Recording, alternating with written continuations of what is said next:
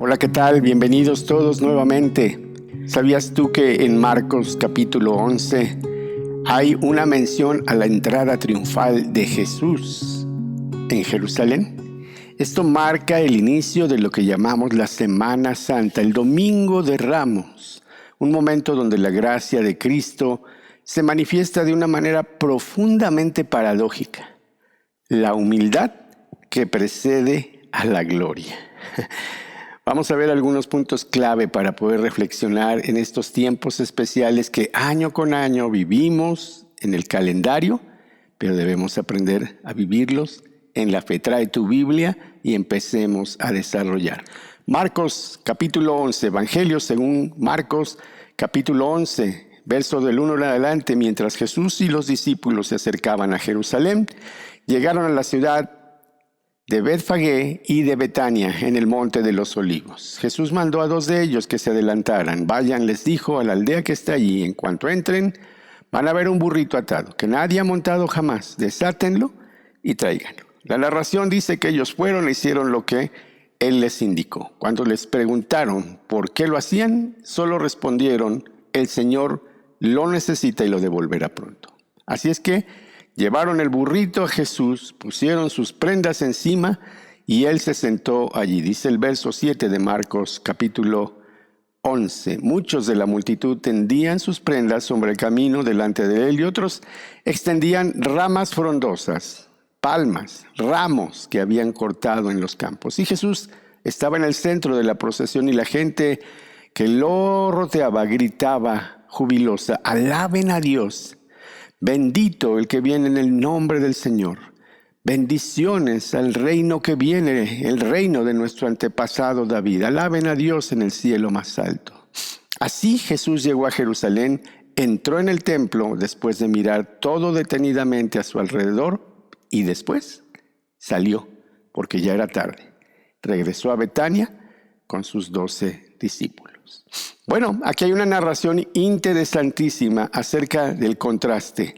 A diferencia de reyes terrenales de la época que entraban en caballos de guerra, Jesús hizo exactamente todo lo contrario. Él entra en Jerusalén montado en un burrito.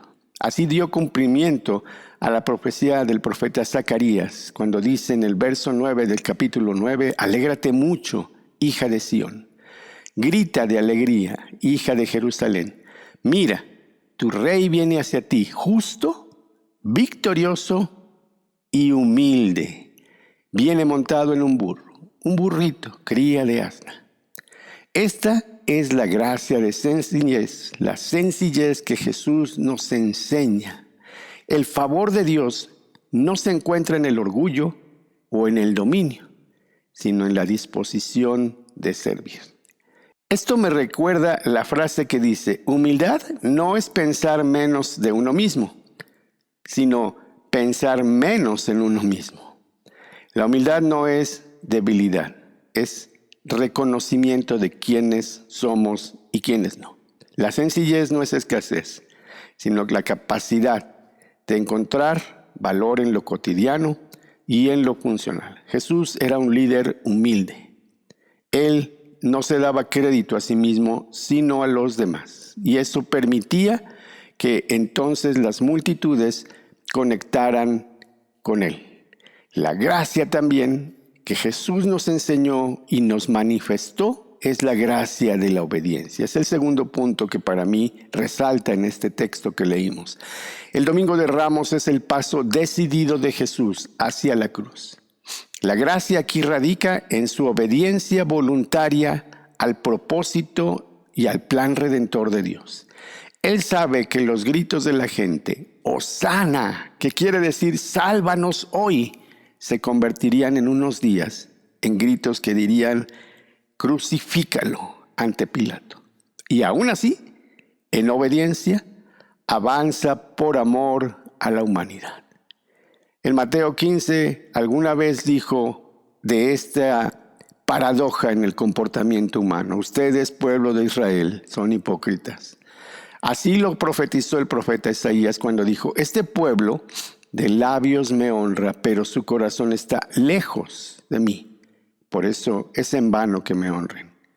Enseñan como doctrinas mandamientos de hombres. Realmente es un conflicto cuando uno lo analiza desde esta perspectiva.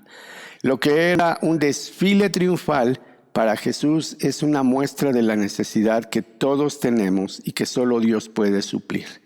Todos en la vida necesitamos gracia de Dios, el favor, la bendición, la ayuda, la promoción que solamente Él nos puede dar. Pero, paradójicamente, Él se la otorga a los que son humildes. El que se exalta a sí mismo será humillado, pero el que se humilla, dice Jesús, será enaltecido. Y el que obedece voluntariamente, entonces también puede encontrar el favor de Dios. Un tercer punto y último para mí, es importante reconocer la gracia de la esperanza. Como te lo mencioné, la gente gritaba Hosana en las alturas, que originalmente quiere decir te pedimos que nos salves. La gracia del Domingo de Ramos es la respuesta de Dios a ese clamor. Dios, cuando estaba en interacción con Moisés, ahí en el capítulo 3 del libro de Éxodo y verso 7, dice, he visto la aflicción de mi pueblo, he oído su clamor. La gracia de Dios se manifiesta en esperanza. Es decir, que Dios va a dar respuesta a nuestras necesidades, no porque lo merezcamos, sino por el puro efecto de su misericordia y de su amor. Dios escucha de manera activa. No solamente oye gritos y clamores, sino que Él también reconoce el sufrimiento. Y es por eso que Él siempre da respuesta al clamor de su pueblo. Y en el caso de Israel, no fue solamente un consuelo espiritual, sino fue también una liberación que les ayudaba a ver que Dios puede dar respuesta cuando clamamos a Él con fe. Para el pueblo de Israel, este concepto, el que Dios los oyera y respondiera a su clamor, era lo que los definió como identidad de pueblo. Ellos no se han visto así como solamente el pueblo que se salvó por su propia fuerza, sino como el pueblo que fue rescatado porque fue escuchado. Esto, al final de cuentas, hace que una relación se fortalezca.